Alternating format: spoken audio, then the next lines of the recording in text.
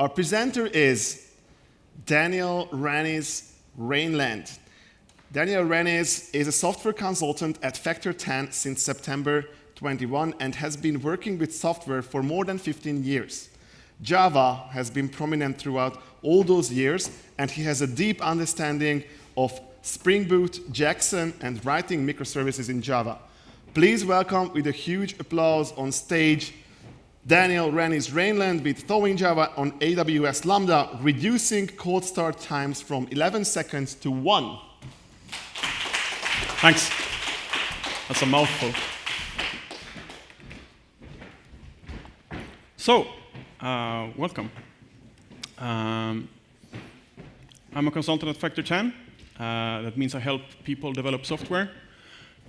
Before that, though, I was a cloud architect at a startup, and we did microservices.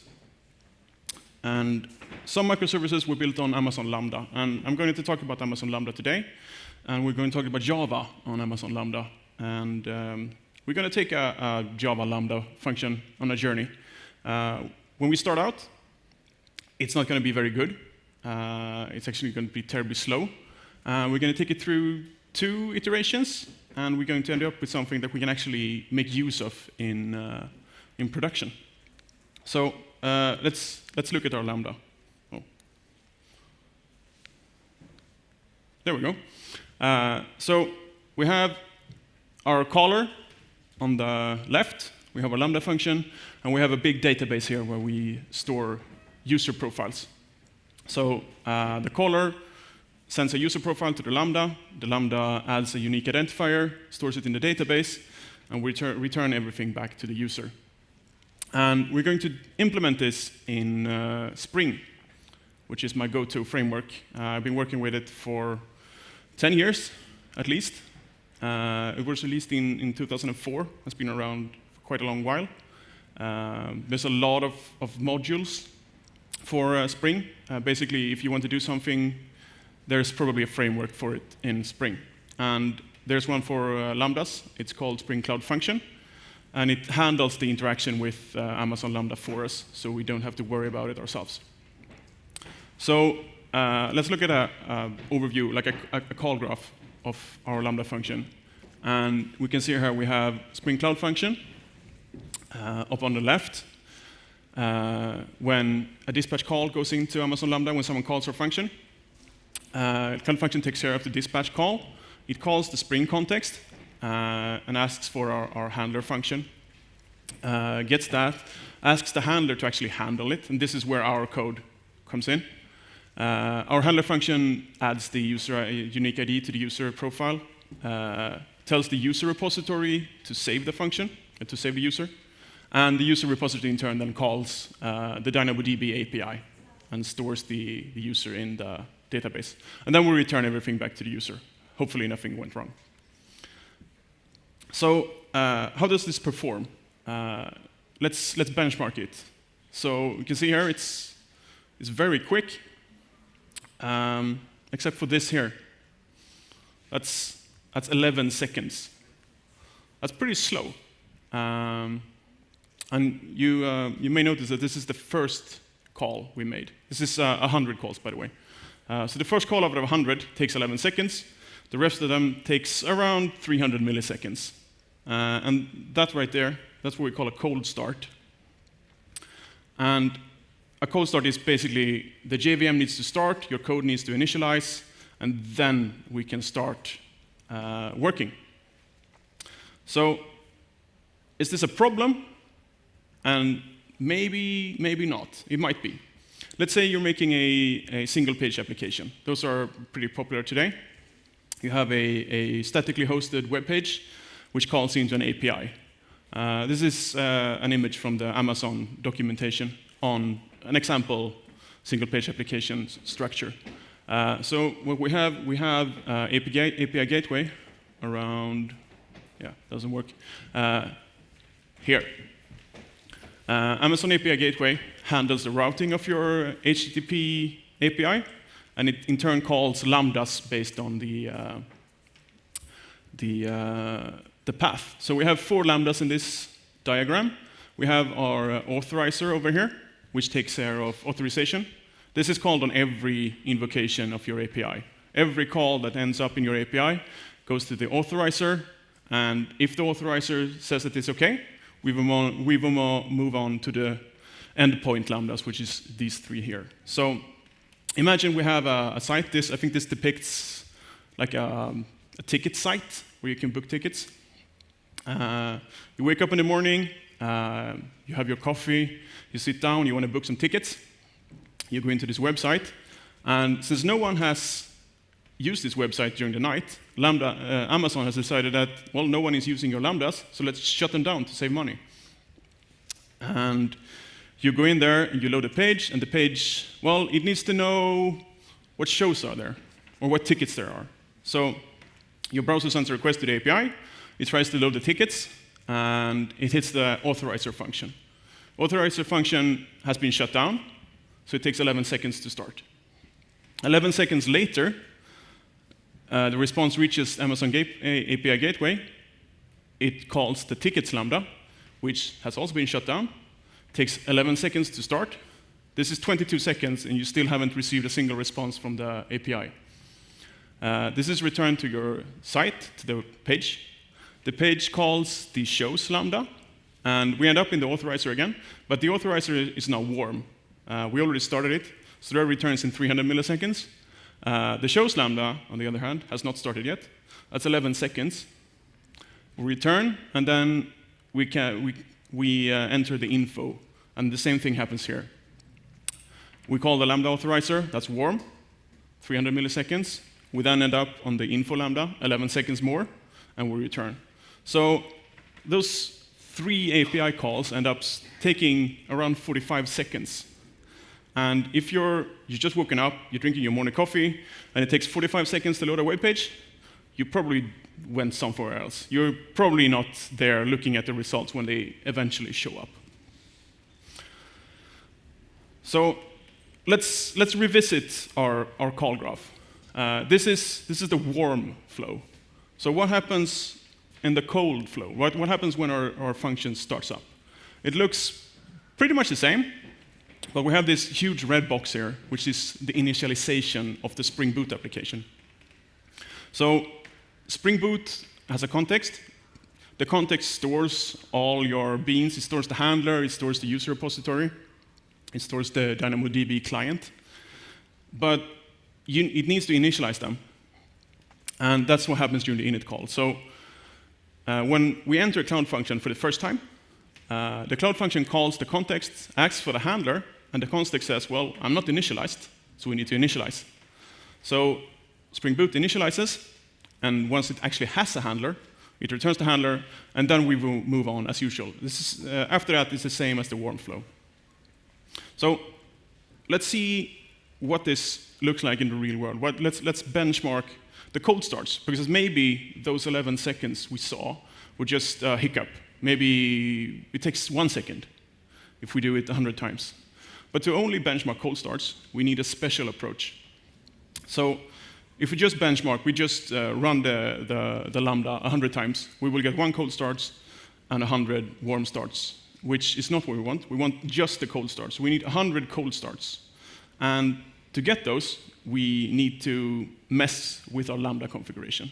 So if we update the configuration, when I first did this, I made a redeployment. So I took my code and I uploaded it to Lambda and said, this is a new version. It was the same version, but I told Amazon this is a new version. And that causes Amazon to tear down all the started instances and spring up new ones when a new request arrives. But it turns out that you can just set an environment variable instead. That's much quicker. Still takes around 30 seconds, but it doesn't take a minute. And then we wait for Amazon to tell us that the Lambda is now ready for usage. If we call the Lambda before Amazon has told us this, we might end up hitting the warm function, in which case we get a bad value. So when Amazon tells us the Lambda is ready, we run a request, and then critically, we need to inspect the response. Because the response, you can tell Lambda when you call it that I want timing information in the response. And we check this timing information. It's divided into 2 parts. One part is the runtime part, or the execution time, And the one is the initialization time. And if there is no initialization time, that means we hit a warm Lambda. That means we did not get a cold start. But if we have an initialization time, that means we achieved what we wanted. We got a cold start. So if we get a cold start, we take the initialization time and the execution time, we add them together, and we store it. Otherwise, we throw it away, and we try again. And we repeat this until we have enough measurements. And I decided on 100 measurements, because the graphs look nice. You can see the individual measurements, and it's enough to actually show a pattern. So this looks like this. And as you can see, the 11 seconds wasn't really an outlier. The worst cases up here is around almost 16 seconds. If you're drinking your coffee, visiting this single-page application, that's more than a minute if all Lambda initializations take 16 seconds. It's terrible. So we don't want our users to end up with this situation. So how do we do this? Well, we need antifreeze for our code.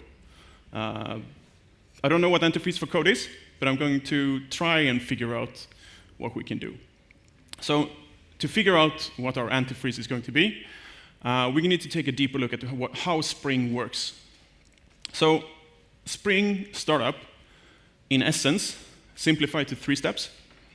We scan the class path, and this means that when your application boots up, Spring goes through all the classes in your jar files, in your class path, in your directories, and it's looking for annotations on your classes that is of interest to Spring. It looks for all these auto-wired annotations, it looks for all the component and repository annotations, and it stores them.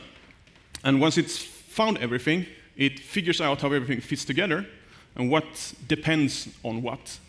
And then it wires everything up. It instantiates everything in the order it determined in step 2 that it needs to be done. And can we not do this? Can we, the Lambda doesn't change between invocations. The class path is looking the same, the classes are the same, the annotations are the same. Everything up to 3, we could probably do before startup. And we can. And there is a framework called the Micronaut framework. It's started by Graham Rosher, which is the author of Grails, or formerly Groovy on Rails. He has a lot of experience writing Spring Boot frameworks, because Grails is based on Spring Boot, which means that Micronaut is heavily inspired by Spring. It's a fairly new framework. It was released in 2018, so it has been around that more, but I think it's up to version 3, so it's fairly mature. And it does things a bit differently from Spring. So let's look at the Micronaut way. This is from their website.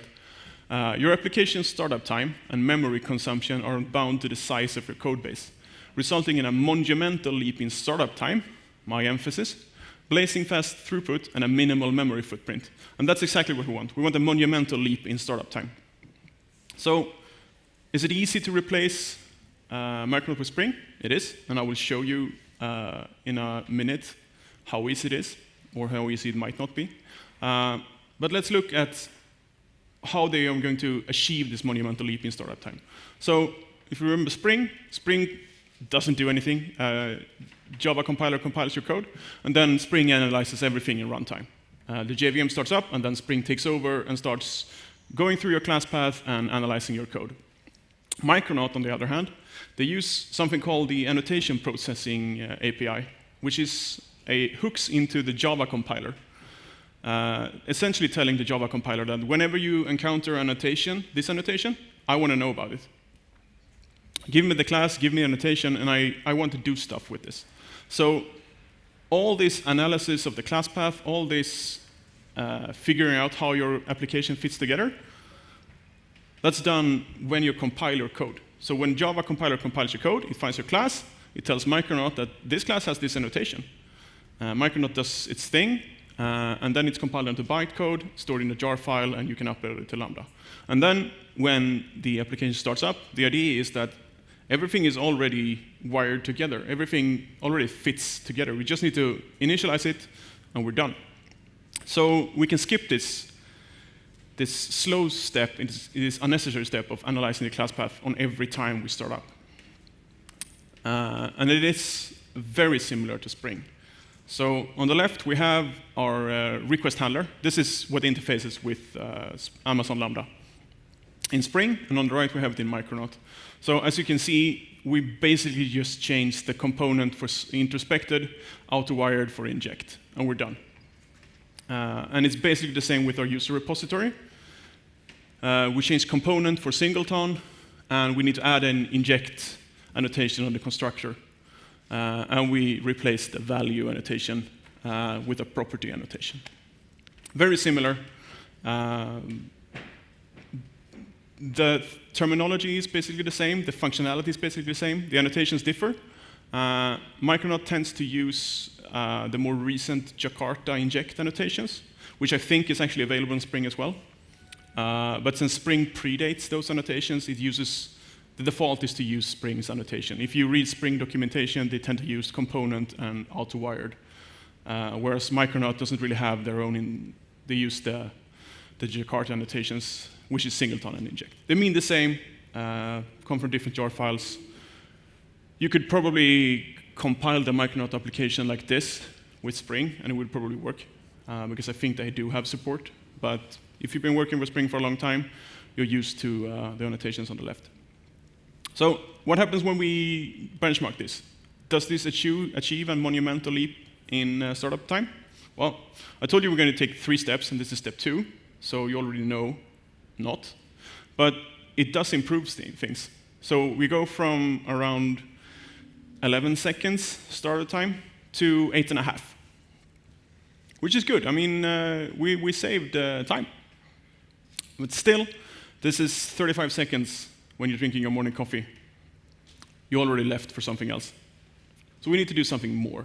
We need to do something radical. And something radical is to rewrite this in another language. How about Rust? I like Rust, so I rewrote this in Rust.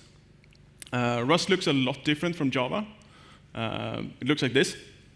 I'm not going to talk too much about this, because this is not dependency injection. This is very much hard-coded. But it works. And I like Rust on Lambda, by the way. I've written lots of Lambda function in Rust. It's very ergonomic. Doesn't have dependency injection, which makes me kind of sad. But if you're just doing small function, it's OK. So how does Rust perform? I mean, Rust is a binary language. It compiles down to machine code. There's no virtual machine. There's no garbage collector. It's just you start your application, and your code takes over immediately. Well, it performs really well. Down here, I think it's around 250, 300 milliseconds. That's cold starts, by the way. The cold starts in Rust are as quick as the warm Java function. And there's really no competition between them. But can we do this in Java? We can, and I told you that we will be able to. We're not going to reach 300 milliseconds. We can't make Java that fast, but we can improve things quite a lot from our 8.5 seconds. And we're going to do that with something called GraalVM.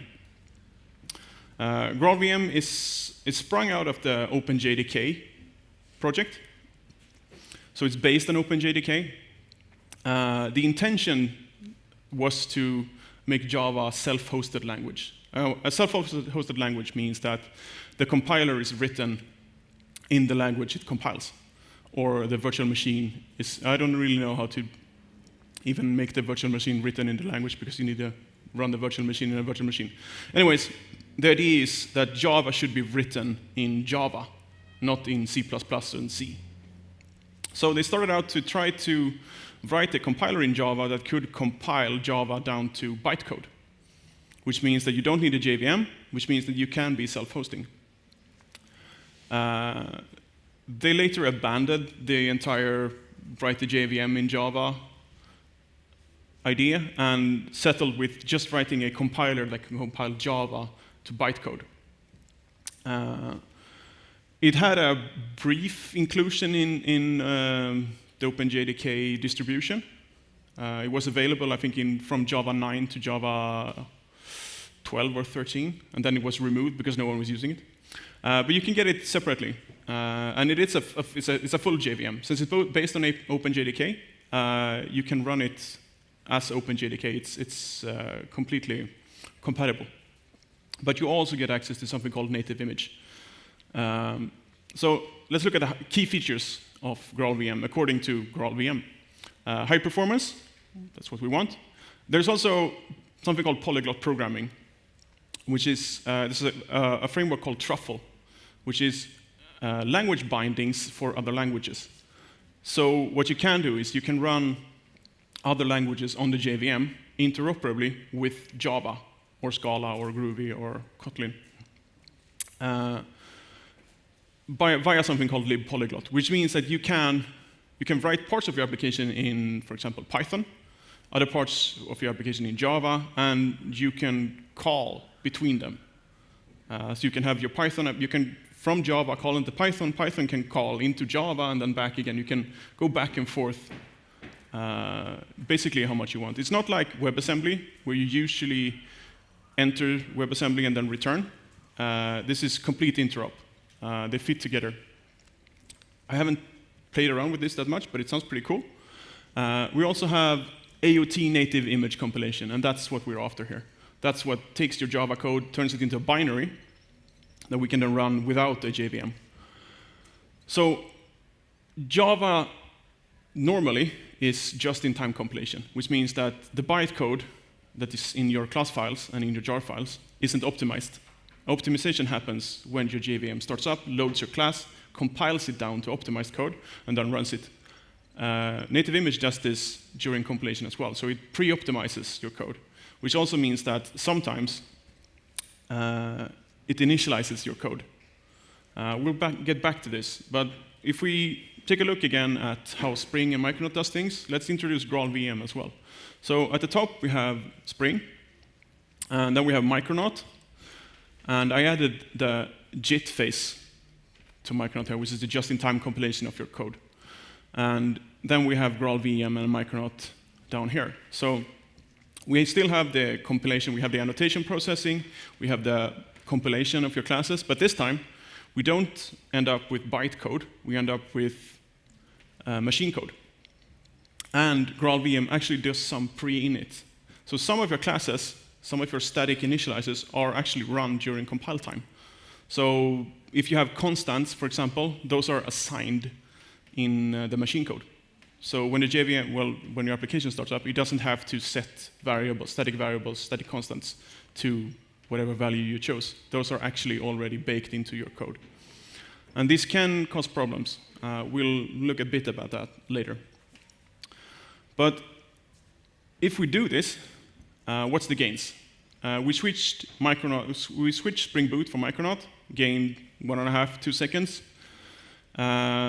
We switched JVM for GraalVM, and we get down to 800 milliseconds. This is a Factor10 speed up. Just by throwing out the JVM, basically, doing everything the JVM does, we do at compile time, and then we get a binary that you just start up and go straight into code. And this is what we want. This is exactly what we were after. And this is how Micronaut achieves its monumental leap in startup performance. But there's one other aspect of this that I think is worth mentioning, and that's the last line here, a minimal memory footprint. And this is also achieved with GraalVM, because Java stores a lot of information about your code in memory during runtime. GraalVM does not. So if we look at this nice diagram here, we have Spring on the left. We have the blue bar, it's the memory usage. We have, this is for the Lambda, by the way. The red bar is the medium cold start time. And the yellow bar is the cost. So this is Amazon Lambda charges by gigabyte hour, which means that the more memory you allocate to your Lambda, the more expensive it is. And the JVM versions, Micronaut and Spring, they won't start unless you give them 512 megabytes of memory. If you try to start them on less than that, you will get an out-of-memory error, and your Lambda won't start at all. Micronaut, on the other hand, starts fine on 256 megabytes. So that's half the cost, 8% startup time, which means that you're paying 4% for each cold start compared to Spring on the JVM. And during warm starts, when your function is warm, all invocation costs half as much as when you were running it on the JVM. So there's huge cost savings to be here. I mean, lowering your costs by more than half, that's pretty good. So what about drawbacks? Are there any drawbacks? There are, sadly. Everything isn't all that well in Graal land. So the first drawback makes me happy, or it doesn't, but it makes me happy for this talk because I can show off XKCD. And that's compilation times. So as a Java developer, I'm pretty used to my code compiling fairly quickly. Both my Spring and my Micronaut Lambdas compile in about 2 seconds. The native image takes 2.5 minutes to compile. And doesn't sound like much, but yeah, I have short attention spans. I tend to, if I need to wait for 2.5 minutes for my compilation, I go off and do other things. And then I shake back, and maybe it took 5 minutes before I shake back. Luckily, we can avoid native image compilation a lot of the time, because it's still Java. You can still run it on the JVM. So during debug or development, you run on the JVM, and then you compile to native image once you deploy. It's still important to run your tests as a native image, though, and we'll get back to that later.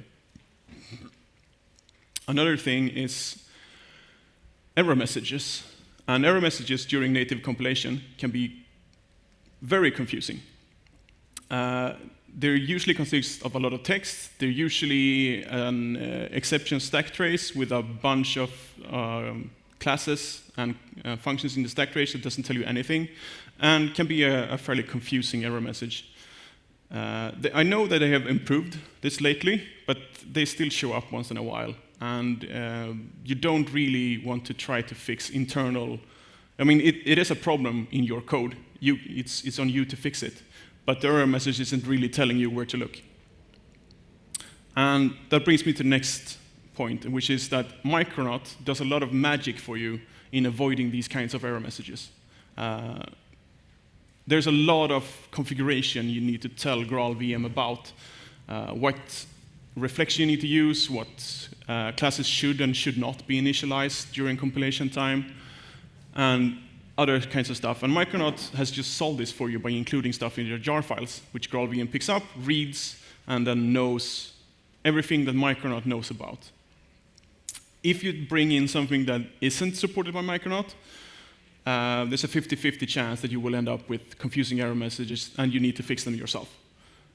Because the maintainers of your library you pulled in probably isn't aware of GraalVM and doesn't know what to do. And I tried compiling the Spring Cloud Function Lambda with GraalVM because Spring is not GraalVM ready. And I got this. So it's telling me that classes should be initialized at runtime, got initialized during image building, and that data size was intentionally initialized at build time. And it's telling me to fix this, I need to run the compilation again, but turn on a debug flag and go through the debug log to trace why this class that I don't know anything about was initialized during compilation time. And then somehow try to prevent this. That can take a while. And actually, I wouldn't know where to start. If you turn on the trace logging, you get a lot of data to go through. So, and another thing is that this is no longer a JVM application. So all the tools you're used to working with, they don't work with native image. You can't spin up Visual VM and poke around in your application to see what the threads are doing, what memory pressures you have, because this is now a binary, machine native binary. So all the JVM tools, they're not there anymore. Fortunately, you can debug and work with your application in the JVM and then deploy. But if you end up with some issues in production environment, you probably want to recreate your production environment and run the native image, in which case you need to debug your application with GDB, which, if you're like me and use IntelliJ IDE, it doesn't support GDB. You need to move to something that does, maybe CLion from IntelliJ. But CLion doesn't understand Java. So you have one editor that understands the compiler, the debugger, and one editor that understands your code. So you're somewhere in the middle. Maybe you can do it with Visual Studio Code. I haven't tried. So there's also a bit of a minefield with GraalVM. And this is a very simple application to showcase this. So this is a simple application. It prints a message using Jackson serialization. It prints a JSON message, and the message is basically just what the time is. And I'm going to, no, I'm not. Actually, let's run this and see what happens. So on the top, this is run on the JVM, and we get a nice message telling me when I ran this. But on the lower part, we run it as a native image, and we get an empty JSON object. This is the same code. No code changes in between. The difference is that I run the top one on the JVM and the bottom one as a native image. And the problem here is that I have not told GraalVM that this attribute needs to be included and enabled for reflection. I need to write a JSON file that says to GraalVM that application.timereport.message needs to be available for reflection. Because otherwise, when Jackson goes through your class, looks for attributes that it can serialize, it finds nothing. Whereas on the JVM, it's included by default, and Jackson finds your annotation. And the last drawback is that native images are native binaries. Java has a slogan said, write once, run anywhere.